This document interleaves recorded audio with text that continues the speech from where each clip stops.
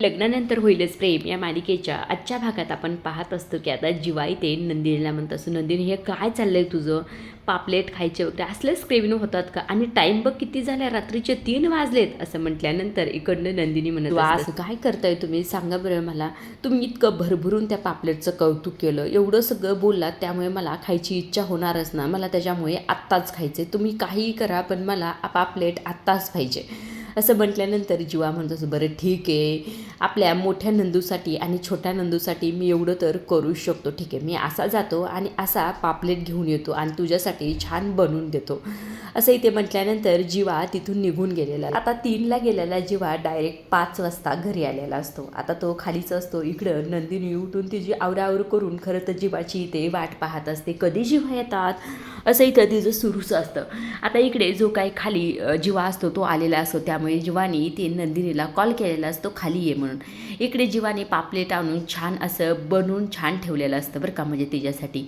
नंदिनीला हे पाहून तर इथे इतकं भारी वाटलेलं असतं ना, विचारू नका. वाव जीवा, किती मस्त, काय सुगंध सुटलं ह्या पापलेटचा, खरंच मला खायची फार इच्छा झाली, थँक्यू जीवा असं म्हटल्यानंतर जीवा म्हणतं, मग हो, माझ्या नंदूसाठी मी असा गेलो आणि असा आलो, काय सांगू नको, तिथं सगळ्या बोट्स, इतके सारे पापलेट, कोणतं घेऊ, काय करू हे सुद्धा मला समजत नव्हतं. तेव्हा नंदिनी इकडनं म्हणत असते, अहो जीवा ते राहू द्या ना, मला प्लीज खायचे, झालं ना तुमचं पापलेट करणं. तेव्हा जीवा म्हणतो, सारे झालंय बाबा, थांब 2 मिनटं थांब, मी काढतो आणि खायचंच आहे मग. मात्र इथे नंदिनीला अजिबात धीर लागत असतो. नंदिनीला कधी एकदाचं ते पापलेट खाते असं झालेलं असतं बरं का. आता जीवाचं कौतुक सुरू असतं, मी कसा गेलो, काय गेलो, मग कसं मी पापलेट घेतलं, ह्या सगळ्या गोष्टी सांगत असतो. तेव्हा इकडनं नंदिनी म्हणत असते, अहो ते राहू द्या ना प्लीज, आधी मला पापलेट खाऊ घाला असं म्हटल्यानंतर इकडनं जीवा ते पापलेट आता प्लेटमध्ये प्लेटमध्ये काढल्यानंतर नंदिनीला तर कधी खावं असं झालं असतं बरं का. ते गरम असतं, जीवा इथे छान असं ते फुगतो आणि ते नंदिनीला घास खाऊ घालत असतो. खाल्ल्यानंतर खरं नंदिनी फार कौतुक करत असते, जीवा इतकं भारी झालंय ना, विचारू नका, खरंच खूप मस्त झालंय, खूप म्हणजे खूप मस्त झाले असं म्हणून आता जीवाचं इथे कौतुक करत असते, जीवाचे लाड करत असते. जीवा, खरंच तुम्ही माझ्यासाठी एवढं सगळं केलं. जीवा तिला खाऊ घालण्याचं बरोबर काम करत असतो. तेव्हा इकडं जीवा म्हणतो, आवडलं. आता जीवा खाली वागतो नंदिनीच्या पोटापाशी, छोटी नंदू तुला आवडलं का, छान लागलं का पापलेट असं म्हटल्यानंतर लगेच नंदिनी आता जीवाला इथे मिठी मारत असते. नंदिनीने मिठी मारल्यानंतर खरं जीवा तिच्या केसावर इथे किस करत असतो. यांचं पापलेट खाणं इथं. इकडे दुसऱ्या बाजूला माननी उठून आवरत असते, तेव्हा खरं तिला इथे माशाचा वास येतो, म्हणजे पापलेटचा वास येतो. तेव्हा ती म्हणते, कोण बाई आज वारं तरी बघायची, कुणी केलं असेल आज पापलेट एवढे सकाळी, ते पण ह्यांना जाऊन सांगितलंच पाहिजे, जरा वारं पाळत जा, नॉनव्हेज खा सगळं खा पण वारं पाळत जा. परत आवरावर करायला घेते तर ती म्हणत असते, हा वास तर आपल्या घरातूनच येतोय, आपल्या घरात कुणी बनवत असेल का असं म्हणून किचनच्या दिशेने जात. इकडे आता खाली किचनमध्ये जीवाचा अलार्म वाजलेला असतो. तेव्हा तो म्हणत असतो, 6 वाजलेत. तेव्हा नंदिनी म्हणते, काय 6 वाजलेत, आईची वेळ झाली, आईला जर कळलं ना आपण नॉनव्हेज खाल्ले तर आपली काही खैर नाही. तेव्हा जीवा म्हणतो, हो का, नाही नाही ठीक आहे, तू चिल हो, शांत हो, असं काही होणार नाही.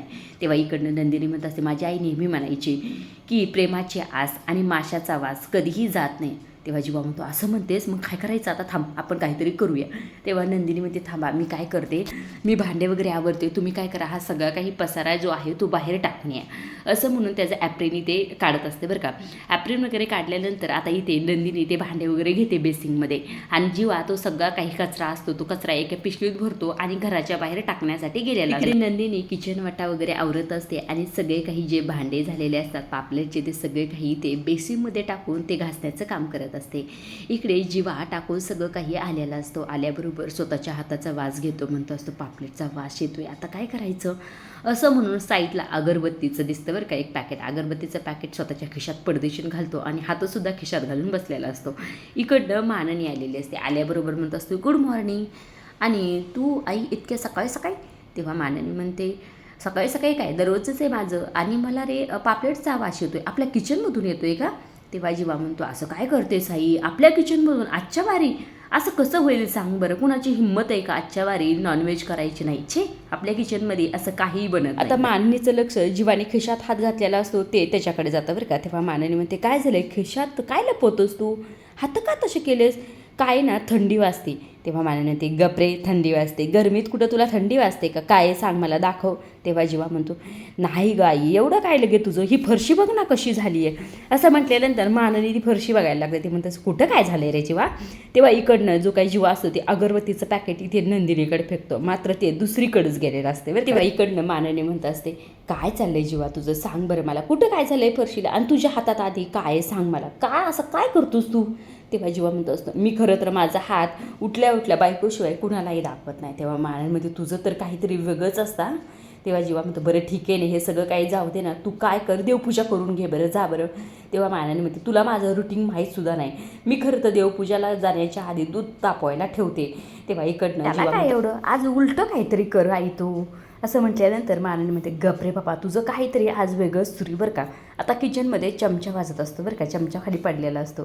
तेव्हा माननी म्हणते काय झालं किचनमध्ये कुणी आहे का. तेव्हा जीवा म्हणतो नाही रे कुणी नाही, चमचासुद्धा उठला असेल ना लवकर. तेव्हा माननी म्हणते तू गप बसा मेले, आता त्रास देऊ नको. असं म्हणून माननी आता किचनमध्ये जाते बरं का. गेल्याबरोबर नंदिनीला समोर पाहत असते. तेव्हा म्हणते नंदिनी तू इतक्या सकाळी उठलीस, बरीच ना बाळा तू. तेव्हा नंदिनी म्हणते हो मी आई बरी आहे, आणि आंब्याचा काय सुगंध सुटलाय ना. पण नंदिनी तुला खाता येत नाही ना गं. तेव्हा नंदिनी म्हणत असे नाही खाता येत ना तर काय झाला, वास तर घेऊ शकते ना, सुगंध घेऊ शकते ना. असं म्हणून ते आंब्याचा वास घेत असते. आता पापलेटचा वास जावा म्हणून हिने आंबे कट केलेले बरं का. आता इकडनं नंदिनी म्हणत असते जीवा ऑल ओके ना. तेव्हा जीवा म्हणतो हो ऑल ओके. तेव्हा माननी म्हणते काय ओके काय. तेव्हा लगेच नंदिनी म्हणत असते की काही नाही साबण हो, ह्यांना आंघोळ करा म्हणते, सकाळपासून आंघोळ केली नाही आहे, जा बरं आंघोळ करून घ्या. तेव्हा माननी म्हणते तुझे हात दाखव बरं मला आधी पहिले. तेव्हा जीवा म्हणतो नाही मी आता आंघोळ केल्याशिवाय माझे हात कुणालाही दाखवत नसतोय.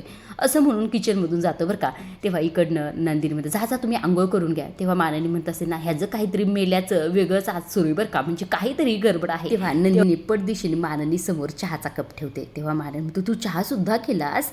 तेव्हा नंदिनी म्हणते हो केलाय की. तेव्हा माननी चहाचं कौतुक कर, काय फक्कड चहा केलास गं, मस्त चहा केलास हो ना. तेव्हा इथे माननी म्हणत असं या चहाच्या सुगंधाने बरं वाटते, नाही तर मगाशी मला त्या पापलेटच्या सुगंधाने जरा डोकं हेच झालं होतं गं. पण आजचा वारा नाही आहे, पण आपण उद्या नक्कीच बनवू. असं म्हटल्याबरोबर नंदिनी मग मी उद्यासुद्धा खाईल. असं म्हटल्यानंतर माननी म्हणते काय उद्यासुद्धा म्हणजे. लगेच नंदिनी विषय बदलते काही नाही आई तुम्ही चहा घ्या की.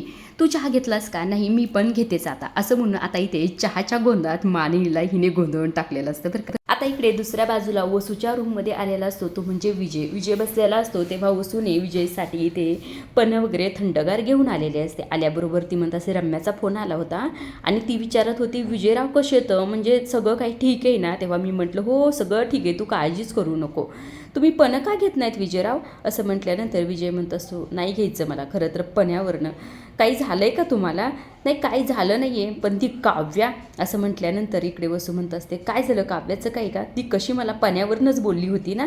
तेव्हा इथे वसू म्हणत असते तुम्ही तिच्या बोलण्याकडे कशाला एवढं लक्ष देताय. लक्ष म्हणजे त्या काव्याला मी असा तसा सोडणार नाही. तिचं मिसकॅरेजचा प्लॅन एक फसलेला आहे तो पप्पायचा, त्यामुळेच खरं माझं डोकं चलत नाही. तेव्हाही ते वसू म्हणत असते एक प्लॅन फसला ना दुसरा प्लॅन करा, पण विजयराव आता असा प्लॅन करा की तुम्ही त्यात अडकले जाणार नाही, आणि तो प्लॅन झालासुद्धा पाहिजे. आणि तो मगाशी काय म्हटलात मिसकॅरेज, त्यावर एक गोष्ट आठवली, ते धनंजय आलता घरी. तेव्हा इथे विजय बघतो बरं का त्याच्याकडे. अहो तोच की नंदिनी आणि काव्याचे वडील, तिचे वडील आलते होते. ते म्हणत होते की काहीतरी तिच्या आईचे 2-3 मिसकॅरेज झाले, म्हणून तो मुलींना म्हणत होता की तुम्हीची काळजी घ्या, म्हणजे परत असं काही घडू नये. काहीतरी तो बडबड करत होता बाबा म्हणजे. असं म्हटल्यानंतर विजय म्हणतो असं काही असतं का म्हणजे. तेव्हा वसू म्हणत असते म्हणजे मेडिकली काय हे प्रूफ नाही आहे, पण जेनेटिक वगैरे असू शकतं, म्हणजे मे बी असू शकतं. असं म्हटल्यानंतर विजय म्हणतो असं जर असेल ना तर माझ्याकडे एक भन्नाट आयडिया आहे, पण त्यासाठी खरं तर घरातले सगळे घराबाहेर गेले पाहिजे आणि फक्त ही एकटी काव्या घरात पाहिजे. ते होईल हो, तुम्ही फक्त प्लॅन काय ते सांगा. तेव्हा लगेच विजय म्हणत असतं बरं का. मग ऐकतात का या मास्टर प्लॅन. तेव्हा इकडनं वसू म्हणते हो त्यासाठी तर मी बसले आहे ना, सांगा. असंही ते वसू म्हटलेले असते. आता विजयचा नेमकं प्लॅन कोणता आहे हे पाहण्यासारखंच आहे बरं का. आता इकडे दुसऱ्या बाजूला जी काही शारदा असते ती इथे देशमुखांच्या घरी आलेली असते. खरं तर शारदा नर्मदा परिक्रमाला वगैरे गेलेली होती वाटतं, असं काहीतरी आहे बरं का. आता इकडे जी काही माननी असते ती इथे म्हणत असते खरंच पोरींना मी सांगून थकले. तुम्ही एकदा सांगा बरं. म्हणजे मी तर काव्याला म्हणते घराबाहेर काय जाऊ नको बाई. आता तिला आज आणि उद्या म्हटले की घरातच कर. मग परवा जा बाई तू क्लासला. ऐकतच नाहीत. ऑनलाईन वगैरे करा म्हणते, पण घरात बसा म्हणते. पण माझं काही ऐकत नाही बघा. तुम्हीच आता सांगून बघा. असं म्हटल्यानंतर शारदा म्हणत असे, हो मी सांगते, तुम्ही नका काळजी करू. तितक्यात खरं तर हा विजय आता शारदाच्या पाया वगैरे पडतो आणि म्हणतोस, तुम्हीच का शारदा काकू? तेव्हा शारदा म्हणत असते, हो. आणि खरंच मला किती दिवसापासून तुम्हाला भेटायचं होतं. म्हणजे तुमच्या ज्या 2 मुली आहेत इतक्या तडफदार मुली नेमकं गेल्या तरी कुणावर हे पाहायचं होतं. पण आज कळलं तुमच्यावरच गेलेलं आहेत. त्यांना सांगा जरा स्वतःची काळजी वगैरे घेत जा म्हणून. मला वसवाईकडनं कळलं की तुमच्या मिसकॅरेजबद्दल असं म्हटल्यानंतर माननीला फार राग येतो बरं का. माननी म्हणते, ही कोणती झाली पद्धत बोलायची तुमची? विजय म्हणतो, सॉरी म्हणजे मला काळजी वाटली म्हणून बोललो. आम्हाला सुद्धा देशमुखांची काळजी आहेच की. मी तर काय काम म्हणतोय माहिती आहे का तुम्हाला? तुम्ही जा एकदा गुरुजींकडं आणि काव्य आणि नंदिनीच्या प्रेग्नन्सीबद्दल एकदा विचाराच त्यांना. असंही ते विजय म्हटलेलं असतं. बरं ठीक आहे बाबा, मी येतो असं म्हणून ते शारदाच्या पाया पडतो आणि तिथून निघून जातो. तेव्हा इकडनं माननी म्हणत असते, तुम्ही यांच्या बोलण्याकडे अजिबात लक्ष देऊ नका. आपल्या मुलींचं सगळं काही छानच होणार आहे. तितक्यात खरं वरनं तिच्या रूममधनं नंदिनी आलेली असते. आल्याबरोबर आईला भेटत असते. बरं काय तू कशीस आणि कधी आलीस? तेव्हा इकडनं शारदा म्हणत असते, मी आत्ताच आले आणि तुला अभिनंदन करायला आले. आणि जावाई बापू कुठं? तेव्हा लगेच नंदिनी ते झोपलेत आणखी. तेव्हा लगेच मानन म्हणते, काय झोपलाय तू? आणि सकाळीच उठला होता ना, आता कसं काय झोपला? काही नाही, जरा दमलेत ते. बाई ह्याचं काय चाललंय देव जाणे. असंही ते माननी म्हणते, बरं ठीक आहे तुम्ही दोघी बोलत बसा, मी तुमच्यासाठी चहा बनवते. असं म्हणून माननी निघून जाते. शारदा लेकीशी बोलत असते, लेकीला जवळ घेत असते, कशीच तू नंदिनी? सगळं ठीक आहे ना? म्हणजे तुला काही त्रास तर होत नाही ना? तेव्हा नंदिनी म्हणते, नाही आई नको काळजी करू, सगळं ठीक आहे. तेव्हा शारदा म्हणत असते, तुला सांगू का मी फार खुश आहे. म्हणजे मी 2 नातवांची आजी होणार आहे. खरंच मला ना फार बरं वाटते. असंही ते शारदा म्हणत असते. आणि तुला सांगू का मी खरं तर तुमच्या दोघींसाठी काहीतरी घेऊन आले आहे. तेव्हा नंदिनी म्हणते, काय आणलंस? तेव्हा लगेच या दोघी आता इथे काव्याच्या रूममध्ये गेलेल्या असतात बरं का.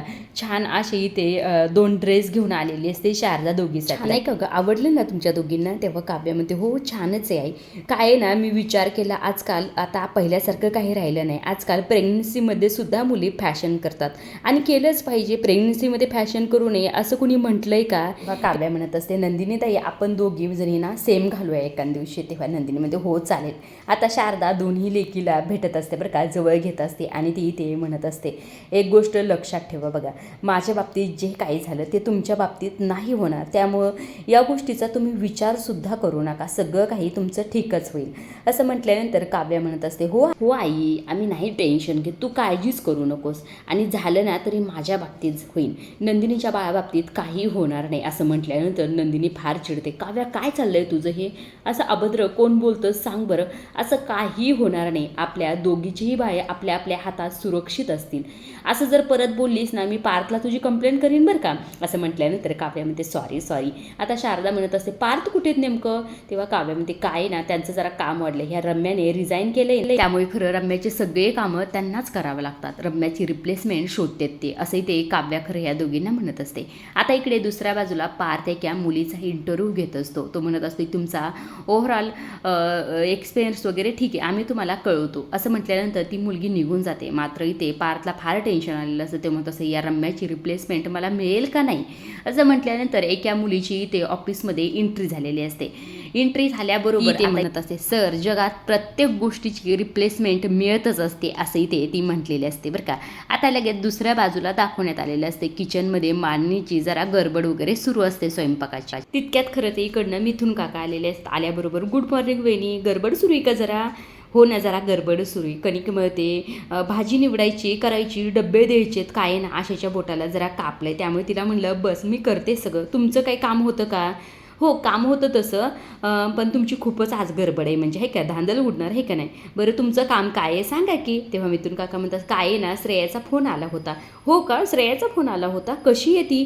तिला म्हणा ये जरा सुट्ट्याला वगैरे. ते मिथून काका म्हणतात, हो मी म्हणलो तिला तसंच, पण ती म्हणली काय आहे ना तिचं वर्कशॉप वगैरे काहीतरी आहे जणू. हां बरं ठीक आहे चालेल. आणि तिची परत हॉस्टेलची फीसुद्धा भरायची आणि माझ्या चेकचं वहिनी ते नाही का. तेव्हा मला समजून जाते बरं का, समजलं पण किती अर्जंट आहे हे फक्त मला सांगा. म्हणजे काय झालंय ना, हे पण घरी नाहीत, ATMला मी गेले नाही, माझ्याकडे कॅश नाही एवढी, अर्जंट असेल तर आत्ता जाते. नाही वहिनी आत्ता नको, म्हणजे संध्याकाळी दिले तरी चालेल, काय ना मी विसरलो पण तुम्ही विसरू नका, आज जरा तुमची गडबड आहे ना. माळ्याने म्हणत असं नाही, तुम्ही काळजी करू नका, मी देते म्हटलं ना तुम्हाला देते. आता ह्या विजयचं आणि विजयनी खरं तर या दोघांचंही ते बोलणं ऐकलेलं असतं बरं का. हा ना मिथून काकांना फितवायचं काम करणार आहे असं वाटतंय बरं का. आता दुसऱ्या बाजूला एक ती मुलगी नाही का एंट्री झालेली ती आलेली असते. आल्याबरोबर इथे पार्थ म्हणतो तुम्ही कोण, तेव्हा इकडनं ती मुलगी म्हणत असते मी खरं तर दिव्या देशपांडे. असं म्हटल्यानंतर ते म्हणतो मग तुम्ही, मी इंटरव्ह्यूला आले ना. आता पार्थला खरं पाणी आणलेलं असतं बरं का त्यांच्या पिऊनी. पाणी आणल्याबरोबर इकडनं ती दिव्या लगेच ती पाण्याचा ग्लास घेते आणि गटगट पिऊन घेते. बाहेर किती ऊन आहे ना, खरंच मला खूप तहान लागली, थँक्यू. तेव्हा पार्थ दादाला म्हणतो मला दुसरा ग्लास घेऊन ये. अय्या तुमच्यासाठी हे होतं का, सॉरी सर चुकलंच माझं. तेव्हा पार्थ म्हणतो ठीक आहे चालेल, तू दुसरा ग्लास आणतोय मला, तुम्ही बसा, तुम्ही सेटल व्हा. असं म्हटल्यानंतर ती मुलगी बसते आणि म्हणत असते सेटल तर व्हायचं आहे ना सर, माझी आई मला सारखं म्हणते, माझ्या मागेच लागले. म्हणजे ती मला म्हणते अगं दिव्या लग्न कर, सेटल हो, स्टॉकमधले सगळे चांगले पोरं संपतील, मग आपल्या वाट्याला नुसते टाकलेले पीसेस येतात. आता हिला कसं सांगणार सांगा बरं. मुलगा शोधणं म्हणजे काय मॉलमध्ये कपडे शोधणं इतकं सोपं आहे का सांगा बरं. पण हिला कसं कळणार. ह्या सगळ्या गोष्टीमुळे खरं तर मी कोल्हापूर सोडून येते मुंबईला म्हणत असतो. हे सगळं काही ठीक आहे, पण आपण कामाबद्दल बोलूया का, म्हणजे विषय कुठं भरकडतोय कळते का तुम्हाला. तेव्हा दिव्या म्हणते हो सॉरी सॉरी सर, खरंच आपण कामाबद्दल बोलूया. ते पार्थ म्हणत असतो तुम्हाला मी या पोस्टवर जॉईन करावं असं तुमच्यात काय वाटतं, तुम्हाला काय आहे तुमच्यात. असं म्हटल्यानंतर लगेच ती जी काही दिव्या असते ती म्हणत असते मी काय आहे ना या पोस्टवर जी काही आधी मुलगी होती का रम्या शितोळे, तिच्या सगळ्या काही डिझाईन पाहितल्या काय ना सर, तिच्या डिझाईन खूपच फेक आणि क्लासी वाटत होत्या. असं म्हटल्यानंतर पार्थ म्हणतो क्लासी असण्यात काय चुकीचं आहे. काय ना सर, क्लासेस जरी असल्या तरीसुद्धा त्याला पर्सनल टच असायला हवा. आता इकडे बघा, त्या अर्बन क्वालिटीच्या होत्या, त्या रिच वाटत होत्या, पण मात्र त्या रूटशी कनेक्टेड नसल्यामुळे खरं तुमच्या कस्टमरला त्या आवडत. आता बघा, आपण मुंबईसारख्या शहरात राहतो, अंगण किंवा सारवलेला अंगण चूल हे सगळं पाहितलं की आपण थांबतो ना, कारण की आपण ह्युमनली विचार. सो आपल्या डिझाईन ह्युमनली असल्या पाहिजे, प्लॅस्टिक नाही. सॉरी सर, मी जास्त काही बोलले का. तेव्हा पार्थ म्हणतो हो जास्तच बोलला. ती मुलगी फार घाबरते बरं का. तेव्हा पार्थ म्हणतो पण खरं तर या कॉर्पोरेट जॉबमध्ये असं होला हो म्हणणारे भरपूर भेटतील, पण तुमच्यासारखे बेधडक जे मनाला वाटण ते बोलणारे कमीच असतात, त्यामुळे या पोस्टसाठी तुम्ही अगदी योग्य आहात. असं म्हणून त्या मुलीचं सिलेक्शन खरं तर इथे पार्थनी केलेलं असतं. आता ही मुलगी खरं तर विजयने पाठवलेली बरं का. खरंच हा विजयचा नेमकं कोणता पुढचा गेम आहे हे पाहण्यासारखंच आहे. आजच्या पुरतं एवढंच. अशा डेली मालिकेच्या अपडेट जर तुम्हाला जाणून घ्यायला आवडत असतील तर आपल्या चॅनलला जरूर सबस्क्राईब करा आणि तोपर्यंत पाहत राहा लग्नानंतर होईलच प्रेम. धन्यवाद.